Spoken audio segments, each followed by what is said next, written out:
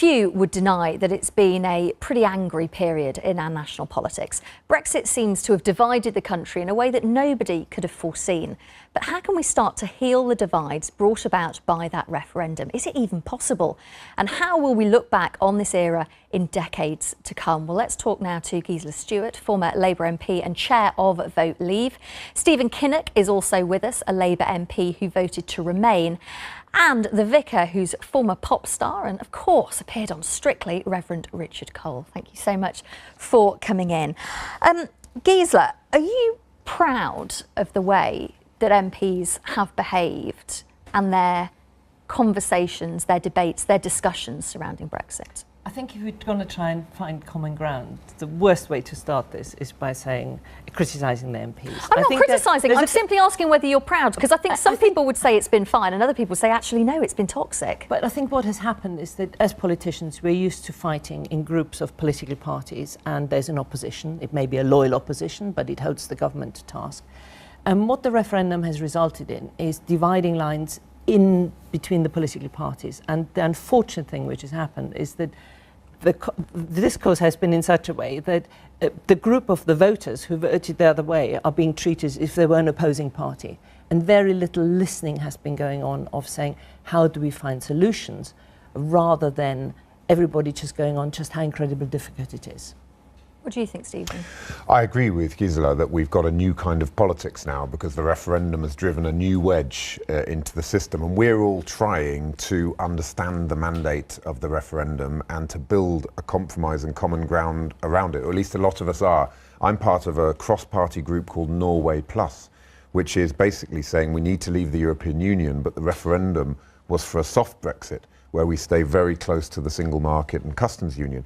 And it's been really, actually, very exciting and enjoyable to be part of a cross-party group where we feel that we're putting our tribal, narrow party political divisions to one side and trying to work in the national interest to find a way that we can be dug out of this constitutional crisis and to reunite our deeply divided country. But many people watching this at home will be shouting at the TV now, saying, politicians are not putting party politics aside. All people want is for everyone to come together and work towards a deal. And they watch Prime Minister's questions or debates in the Commons or even interviews in the media.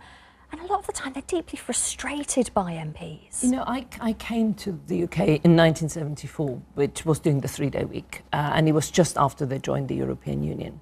And I came from Germany. And at that stage, actually was a very surprising decision that the United Kingdom joined what was then the common market. And I sometimes wonder if in 50 years' time, when we look back, what we will find more surprising. The decision of the United Kingdom, with its much more global, outward-looking way, historically, to join what was then the common market, or the decision in 2016 to leave. And I think that's the bit which the politicians across Westminster haven't got their head around yet. They're still in denial. They think we can mitigate what they think was a wrong decision rather than facing up to it. Well, I think my historical reference point is quite a lot earlier, and it would be 1645. Like most Church of England clergy or church historians, our present circumstances, it's kind of déjà vu. 1645 in my parish, the Battle of Naseby, decisive battle of the English Civil War, happened down the road. My predecessor at that time was kicked out of his job, kicked out of his church, kicked out of his home. So the kind of, to Church of England people, I'm interested that the Prime Minister herself is a vicarage kid.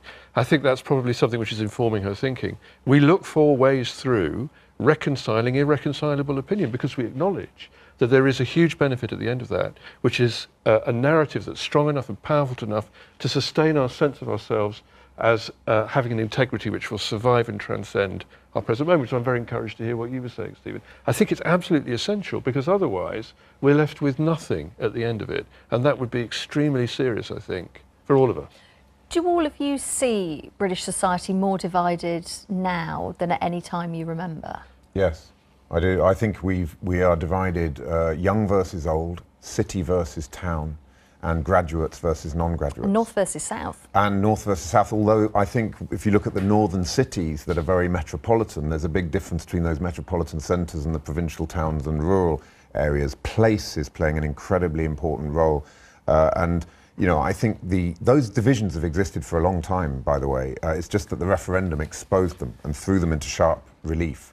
and it labelled people and put them into tribes. So we've got to find a kind of politics that can actually bring people back together again. So what do we do, Reverend? Well, I mean, so the important thing is that what you have to do is find a persuasive argument that appeals to people and captures their imaginations and tells you that there is something that transcends our present division. There's a national interest, there's a national story, something that will take us through this moment of division and allow us to imagine a future in which the wounds are healed. It's absolutely critical, I think. And I do remember a time more as divided as this, I think, Stephen, and it was the early 80s. With the consolidation of the first government of Margaret Thatcher, structural changes in our country, the difference between then and now, it was a very clear division between left and right. And I agree with you, my experience now is that those divisions we experience now cut across all those traditional tribal boundaries. And it's identity politics as well. And there has been no change. The thing which has completely surprised me is that when you have big divisions, there tend to be some movement then over a period, where since the referendum in the sort of 2.5 years, if you do the polling, there's some churning, but there's been very little change, and that means that neither side is genuinely listening to the other. Otherwise, there would have been some shifting. Now, you guys, when you came in, you greeted each other. You're obviously on different sides, but you clearly get on. But let me read this comment to you. We're Labour. Yeah, I know, but you're on different sides. We've talked about tribalism. You're on different sides, but you greeted each other and what have you. I just want to read this example of how that is simply not the case for certain people in the country, and this is the real problem. Richard on email says, I'm afraid this has gone too far to heal any rift as far as I'm concerned. I will not break bread with or buy goods from any person or company that supported the Leave campaign, nor will I vote for any of the current political parties. I don't care how Brexit is resolved. I'll remain of the same mind. I suggest partition as an answer.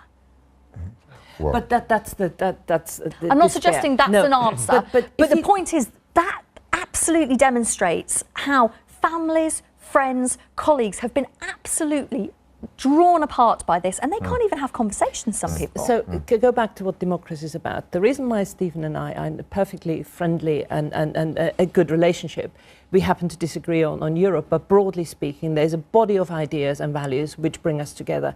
That's form political parties. Elections is, you measure that, and then you go into Parliament, and it is their job then to cross these divides. And that's why I think we all have got such a responsibility at the moment of saying there's inequality, there's people who are left behind, people who are angry, and we need to show them that there's a way out of that. I think there's two things that we have to do. One is to get a Brexit that can hold the country together. That's the tactical move. Isn't and it? then there's a strategic move, which is to actually address the causes of Brexit and the fact that we live in a deeply divided country where London and the South East have become untethered from the rest of the country, where investment and development in that part of the country is just completely different. Communities left behind for generations. But we can't start to resolve those issues until we get through Brexit.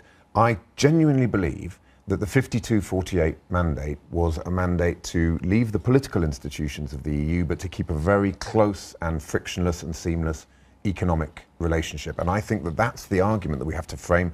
I think there's a majority for that in the House of Commons. And if the Prime Minister would just listen to us, we could navigate a way out of this. Do you think politicians have a responsibility to sort of calm the language down a bit? Well, I think we all do, but I wouldn't lay this blame entirely at the feet of politicians. I think social media has intensified the kind of and the angrier aspects of that debate. I think of course this can be done. We've been more divided before. We'll be more divided again. We just simply have to do what it takes to find that way through. It's going to involve compromises we don't want to accept. It's going to involve sacrifices we don't want to surrender. But that's essential, I think, to getting through. Let me read you some more comments which have come in. Anthony on Facebook says there's no way to heal the divide caused by the referendum, whilst the government, who should all get behind the result, are seemingly more interested in their own views and interests. In fact, it now has got to the point that no matter what happens next, this divide will carry on for years. And an anonymous text has come in saying, as someone from the north of Ireland, I firmly believe that the Brexit bus needs to be put into reverse immediately. The DUP's stance puts their unionism above health, education, farming, disposable income and life in general. The divide can be healed immediately with a second referendum. People here and in Britain now realise the error in their original vote. We were all sold a shoal of red herrings. I am a Remainer. Well, thank you ever so much. Hopefully we can get you back on in a few months' time and maybe we'll be a little bit closer together. Thank you so much. Thank you for your time. Thank you.